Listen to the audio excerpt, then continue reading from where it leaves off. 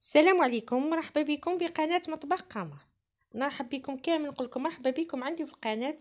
اليوم جيتكم فيديو جديد لتحضيرات رمضان. حضرت لكم البوراك تاع الحوت، يجي مذاق تاعو رائع. نتمنى ان شاء الله يعجبكم هذا الفيديو وهذه الطريقه اللي حضرتها معكم. ودوق ما نطولش عليكم باش نخليكم مع هذا الفيديو. بسم الله. هنا في المقلاة وزيت المغار تاع الزيت، وغابيت زوج حبات بصل مع 6 سنات تاع ثوم، هذيك العغاب هكذا. خليت الزيت شويه تسخن وضفت هذاك البصل مع الثوم اللي غابيتهم. نخلي البصل تاعي يتقلى شويه، غير شويه يدبل. نضيف الطرشي هذه بالالوان، عندي الحمراء والصفراء والخضراء هكذا مقطع مكعبات. نقليهم كيف كيف، نخليهم يتقلاو مليح حتى يدبل هذاك معايا البصل. وهنا بعد ما دبل لي شويه تاع البصل، هنا كان عندي شويه تاع الحوت، يعني غير هبره هكذا. كنت فورته وسيت قبل ما نفور في الكسكاس، وسيت وريقات تاع نوض غير واحد 3، وفورت الحوت تاعي نسيت له شويه ملح. لا فار ما يدوش وقت طويل.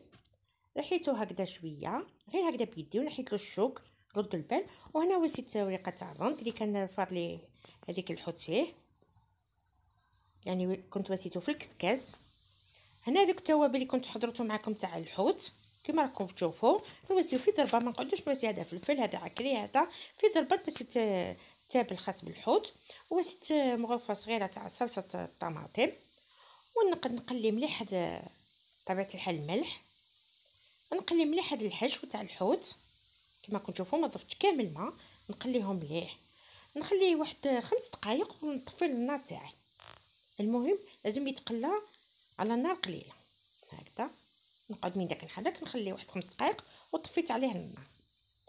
هذا هو الحشو تاعي، يعني ريحته ما شاء الله. وعندي كميه تاع المعدنوس. وهنا كنت غليت شويه تاع الرز الابيض عادي، شللته طبيعه الحال وخليته يطيب مليح حتى قريب يتعجن. وسيت له مغرفه زيت في الماء، وسيت له شويه تاع الملح، خليته يغلى مليح. واللي ما يحبش يدير الرز يدير شعريه صينيه، هذا الذوق يولي ليكم. هنايا هذا الديور اللي راني نوريه لكم انا كنت شيته عند الجزار كما كنتم تشوفوا، فيه حلال وفيه 40 ورقه، يعني زاكي الله يبارك. وهذا الديور ما شاء الله يعني ما يتقطعوا ما والو. ننصحكم تشريوهم، خاصه انا وريتهم للمبتدئات اللي جاو جدد لاسبانيا هكذا باش يعرفوا الماركه تاعها، ولا يتباعوا عند شينو كيف عند الجزار ولا عند شينو. هنا راني نخلط مليح الخليط تاعي حتى كلش يندمج مع بعض. هذاك الرز، يعني الرز كما شفتوا درت كميه صغيره ماشي بزاف هكذا، ونفرشوه هكذا مليح نستويه، يعني كميه مليحه باش كي ناكلو حبه تاع البوراك يجي طعمها بنين. نلوي هكذا، يعني الفيديو راه واضح. ونحاول نزير على كي ندور، نخليش مرخي هكذا. انا ندور وانا نزير غير بالعقل حتى نطويو الحبه تاعنا تاع البوراك هكذا. هذا هو هكذا كما راكم تشوفوا. نزيد لكم وحده ثانيه وثالثه. نعاود نفكركم اللي ما يحبش يدير، قلت لكم الرز ينجم يدير هذيك الشعريه الصينيه، يعني كل واحد الذوق تاعو.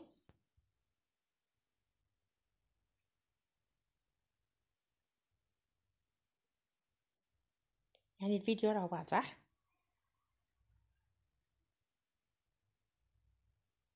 نقفل الحبه تاعي مليح.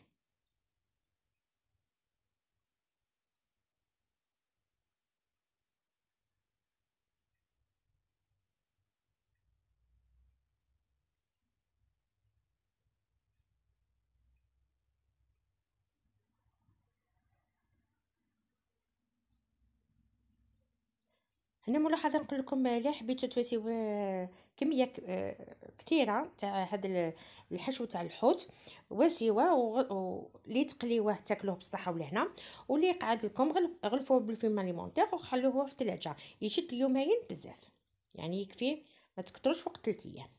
هنا وسيت المقله فيها الزيت، ونحط البوراك تاعي ينقلى على النار، يعني ما تكونش قويه بزاف، ودائما هذيك الطويه تكون من تحتها باش ما تنحلناش الحبه، ونخليو ينقلى البوراك عادي هكذا. بعدين ينقلى نقلبو. وانا تبعت الحال كنت وجدت الطبسي فيه بابي ابسوربون، غير نحيهم من الزيت نحطهم قبالة فوق بابي ابسوربون حتى نديك نكمل كامل الكميه اللي عندي. وهذا هو البوراك اللي حضرته معكم، البوراك تاع الحوت، مذاق رائع، نتمنى ان شاء الله تجربوه. وكما شفتوا حاجه سهله، وقلت لكم اي حوت يكون عندكم. انا كان عندي الميرلون، هذه هي يعني حاجه تاع هبره باش يجي بنين. ونتمنى ان شاء الله تجربوه في الشهر الكريم، والله يدخلوا علينا بالصحه والهنا. اللهم بلغنا رمضان لا فاقدين ولا مفقودين.